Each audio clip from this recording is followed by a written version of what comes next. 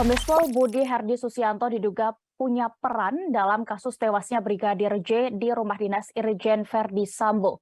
Kombes Budi yang menjabat sebagai Kapolres Jakarta Selatan saat itu dinonaktifkan karena diduga menjadi sosok di balik hilangnya bukti fisik kasus ini. Dugaan ini muncul dari Kepala Pusat Kajian Keamanan Nasional Universitas Bayangkara, Hermawan Sulistyo. Diketahui TKP Brigadir J tewas ada di rumah dinas ex-Kadif Propam Polri Irjen Verdi Sambo di Duren 3, Jakarta Selatan. Namun TKP itu dilaporkan telah dibersihkan sebelum proses penyelidikan. Menurut Hermawan, Kapolres Jakarta Selatan nonaktif, Kombes Pol Budi Hardy Susianto yang diduga membersihkan TKP. Pasalnya seharusnya Kapolres melarang pembersihan TKP suatu kasus. Anggota kepolisian bahkan masyarakat awam seharusnya juga tahu bahwa berdasarkan aturan TKP tidak boleh dibersihkan. Hermawan menambahkan dugaan itu muncul lantaran beberapa bukti fisik tidak ditemukan dalam rumah Irjen Verdi Sambo. Ia juga menuturkan ada banyak pelanggaran kode etik yang telah dilakukan Propam Polri di TKP tewasnya Brigadir J.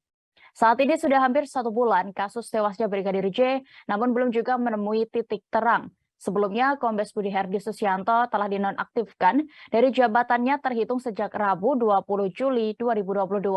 Budi dinonaktifkan dengan harapan pengusutan kasus yang menewaskan Brigadir J berjalan objektif.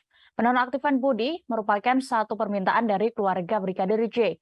Kabarreskrim Polri Komjen Pol Agus Andrianto mengakui ada kendala dalam proses penyidikan kasus kematian Brigadir Nofriansyah Yosua Huta Barat alias Brigadir J. Agus menyebut ada barang bukti yang rusak hingga dihilangkan sehingga membuat proses penyidikan terhambat.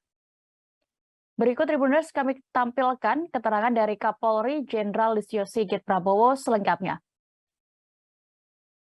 Perbuatan pidana atau karena kuasanya dia memberikan perintah untuk terjadi sesuatu kejahatan, termasuk memberi kesempatan dan memberi bantuan sehingga kejahatan itu bisa terjadi.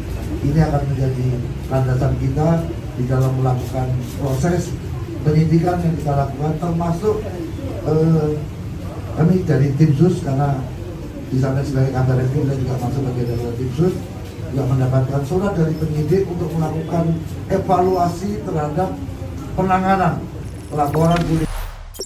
Jangan lupa subscribe, share, komen, dan like ya.